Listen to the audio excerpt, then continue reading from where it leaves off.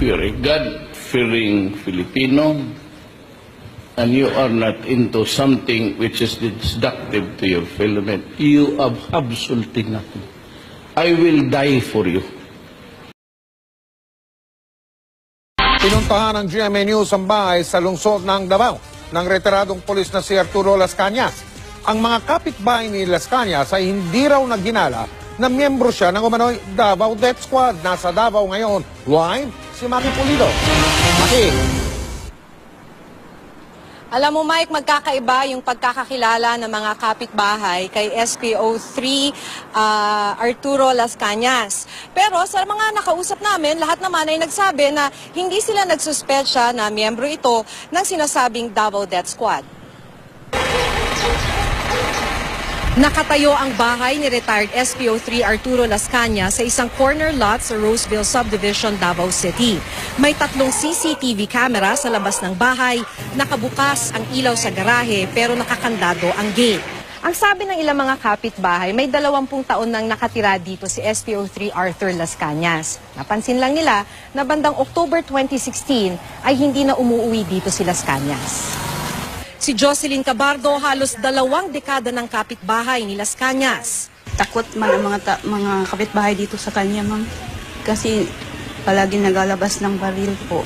Pag hindi, yung malayo pa lang, yung serbato pa lang yung truck ng basura, inalagay na dyan sa kanto.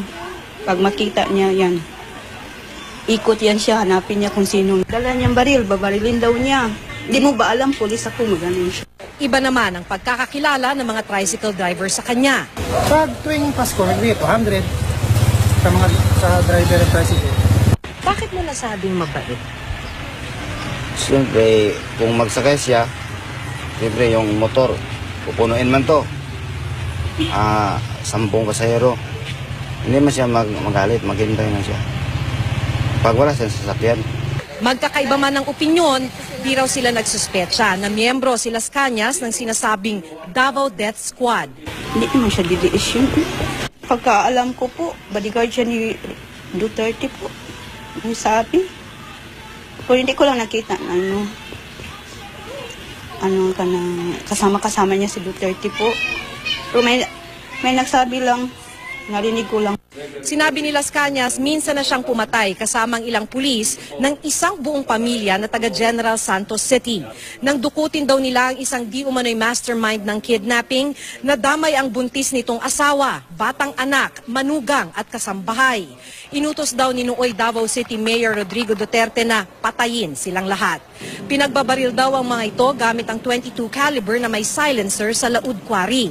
Hindi binanggit ni Las Cañas kung saan nilibing ang mga bangkay. Walang maalalang ganitong kaso si Davao Police Director Senior Superintendent Michael John Dubria. Sakop niya noong 2008 bilang Station Commander ang Laud Quarry. Kung meron nangyari ganun, that would be a sensational crime. Kasi may bata, may buntis, whatever, sino pa ba dyan?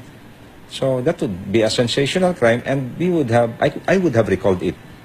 Wala akong maalala. Inamin din ni Las Cañas na isa siya sa pumatay sa Davao-based broadcaster na si June Pala noong September 2003. Wala na ang pamilya ni June Pala sa dati nilang tinitirhan sa Davao City.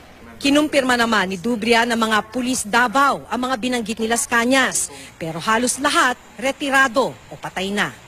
I believe these people were really good policemen when they were still active here in Davao City. Alam mo naman kasi na ang mga pulis their name remains sa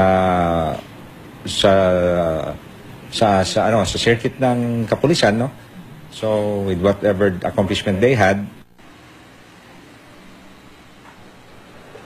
Kinumpirma man ng Davao City Police Director na mga pulis Davao nga itong mga binanggit na pulis ni Las Cañas, giniit din niya na walang Davao Death Squad sa syudad. Mike? Maraming salamat, Maki Pulido.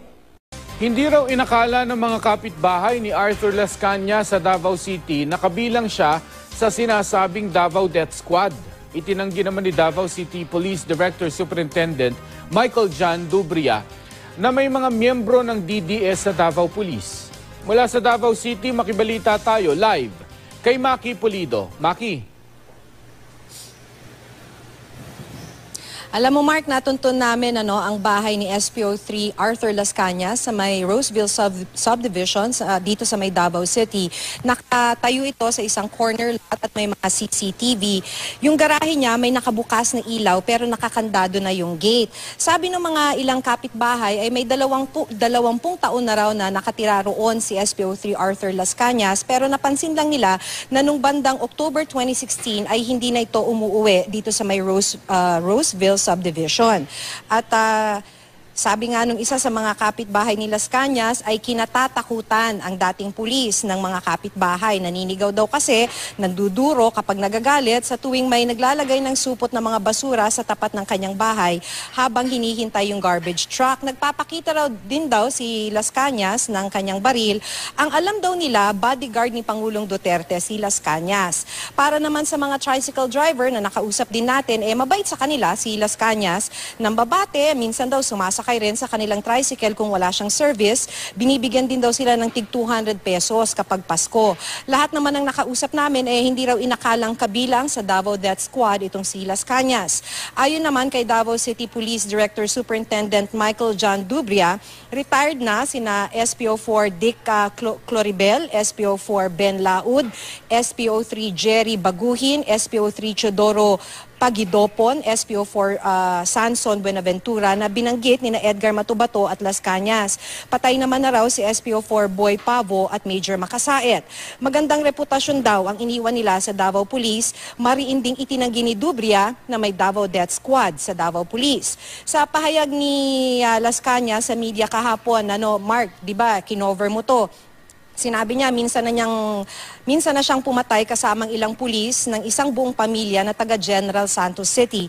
Nang dukutin daw nila yung isang di umano'y mastermind ng kidnapping, nadama yung yung buntis nito na asawa, 4 or 5 years old na anak, manugang at 2 kasambahay. Inutos daw ni Pangulong Duterte na mayor pa noon na patayin nila lahat, yung buong pamilya.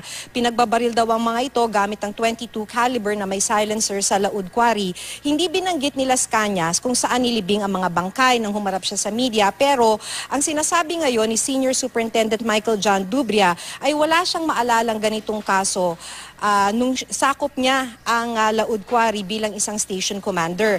Inamin din ni Las Cañas na isa siya sa pumatay sa Davao-based broadcaster na si June Pala noong September 2003, pero pinuntahan namin yung bahay o dating tinitirhan ng pamilya ni June Pala at hindi na dun sila nakatira. Kinumpirma naman ni Senior Superintendent Dubria na mga pulis Davao nga ang mga binanggit ni Las Cañas, pero katulad nga ng nabanggit ko kanina, halos lahat ay retirado o kaya'y namatay na. Mark?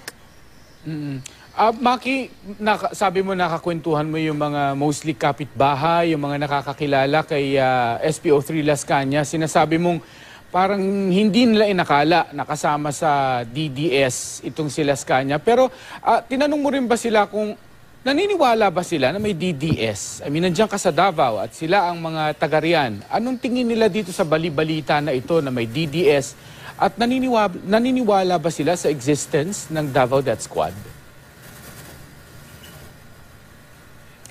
Alam mo Mark, medyo sensitive yan at least dun sa mga nakausap ko kanina na mga kapitbahay nitong si SPO3 Las Cañas. Pagka sinasabi mong Davao Death Squad, ang isa ay ayaw magkomento, yung isa naman hindi na lang ako pinansin, at yung isa, the most that I got ay sinabi lang sa akin na alam nyo na yon. So, walang direct comment, lalo na pagkakaharap na ang camera, tungkol sa existence ng Davao Death Squad. So, tatanungin sila. Pero, pinagsuspetsahan nyo ba na may na miyembro nga siya ng Davao Death Squad? Ang sagot nila, and ayoko namang gumawa ng interpretation sa ngayon, ang sasagutin lang nila ay hindi nila inakala na miyembro siya ng DDS. Mark. Okay, at I suppose hahanapin mo pa yung iba pang 6 na krimen na umano'y, yung inamin ni Las Cañas sa kanyang sinamahan na gawin. At good luck sa iyong pag-iimbestiga, Maki. Thank you. Iba't iba naman ang naging reaksyon ng mga mambabatas kaugnay sa naging pahayag ni retired SPO3 Arthur Las Cañas laban kay Pangulong Rodrigo Duterte. Gayunpaman, iginiit ng mga ito na kailangan patunayan ni Las Cañas ang kanyang mga paratang, lalo't questionable na ang kredibilidad nito. May report ang aming kasamang si Jervis Manahan. Hindi raw pwedeng ipa-impeach ang isang Pangulo base sa mga nagawa niya bago siya maupo sa pwesto. Yan ang paniwala ni Angkla Party List Congressman Jess Manalo. Impeach someone for an offense that is not related to his office. Sir, you can't. You cannot. Sinabi niya ito matapos ang isang press conference ni SPO3 Arthur Las Cañas sa Senado na pinatotohanan ang mga sinabi ng hitman na si Edgar Matubato tungkol sa Davao Death Squad. Dumalo si Las Cañas sa mga pagdinig ng Senado noon kaugnay ng umano'y Davao Death Squad. Nauna niyang sinabi na hindi ito totoo pero binawi niya ang kanyang mga sinabi noon. Kung si Congressman Ray Umali daw ang tatanungin, questionable kung bakit ngayon lang ulit lumantad si Las Cañas. Gayong tapos na ang investigasyon ng Senado rito. Bakit ngayon lang nagsasalita kung sakali mang may gusto siyang sabihin? To my recollection, parang inimbitahan siya doon. Nung mga hearings na yun, nagpunta siya, di ba? Pero hindi naman siya nagsalita, wala naman siyang sinabi. Git naman ni Abang Lincoln Party List Congressman Joseph Stephen Paduano, dapat na patunayan sa korte ang mga sinasabi ni Las Cañas. I think that it's all an allegation and they should prove it in the court, proper court. No? Dapat i-prove nila yun sa court. Pero may immunity from suit ang Pangulo kaya hindi siya basta-basta pwedeng kasuhan. Pwede raw mag-file ng impeachment complaint si Las Cañas sa Kongreso. Pero malabo raw itong magtagumpay, lalo na't karamihan ng mga mambabatas ay mga kaalyado rin ng Pangulo. At this point in time, parang sa akin, wishful thinking lahat yung thinking about impeaching a president. Never happened. Para naman kay Akbayan Party List Congressman Tom Villarin, hindi dapat basta-basta baliwalain ang mga sinabi ni SPO3 Las Cañas at dapat dinggin sa tamang lugar. Hinimok naman ni Senator Sherwin Gatchalian ang Department of Justice. Nakasuhan ng perjury si Las Cañas matapos niya umanong magsinungaling sa mga naunang pagdinig ng Senado. Para sa PTV News, Jervis Manahan.